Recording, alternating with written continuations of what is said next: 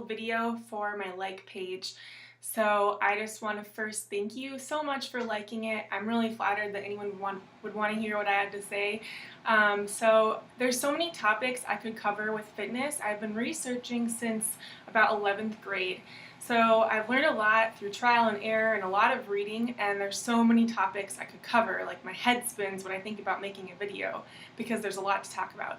So I think I'm going to start making videos about weekly, and I would really appreciate if you guys would tell me if there's a certain topic that you'd like me to talk about, whether it's supplements or workouts or beauty products or whatever it is. I would really appreciate that to help me narrow things down. Today I decided to talk about my favorite fitness tools. So first of all, I think everyone should have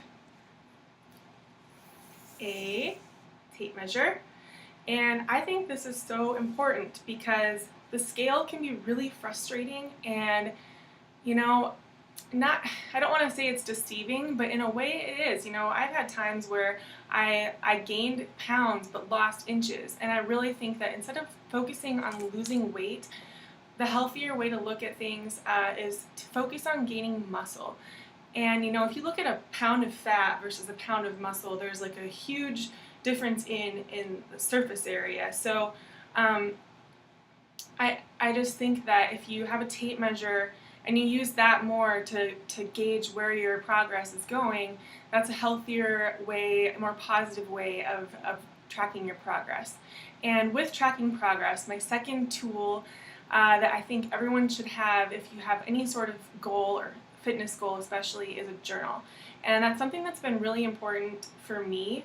Not only tracking like numbers, pounds and inches and things like that, but tracking, your strength, what kind of weightlifting you're doing, how you feel after a good workout, how you feel after a healthy day of eating, or how you feel, maybe if you indulged a little bit too much, or you feel like you cheated, or you feel like you didn't push hard enough in your workout. I think it's really important to write down, your goals, what motivates you, why you want to reach them, because, we all have bad days. We all have days where we'd rather lay on the couch and watch movies and eat crap, and we all have cravings, and I can help you through those things, but when it comes down to it, it's you. You have to make the decision. You have to decide why. You have to decide why it's worth it, otherwise you'll fail.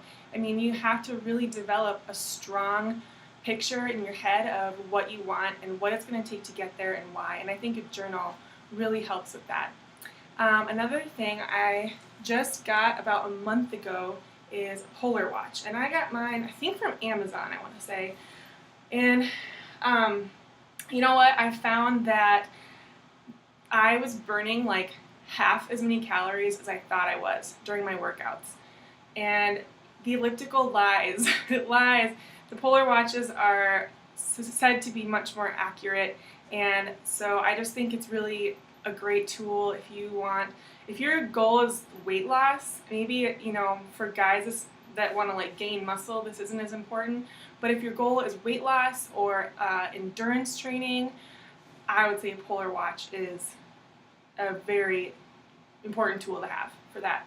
Also, with your target heart rate, that's a huge thing. Like, I found that if I wasn't in my target heart rate zone, then I was really inefficiently exercising. You can spend 30 minutes on an elliptical and burn upwards of 300 calories, but if you're not in your correct heart rate zone, you're not going to burn anywhere close to that. So you might as well push a little harder to be efficient, right? So I hope this video was at all helpful to you. Let me know if you want me to cover any other topics. And thanks so much for watching.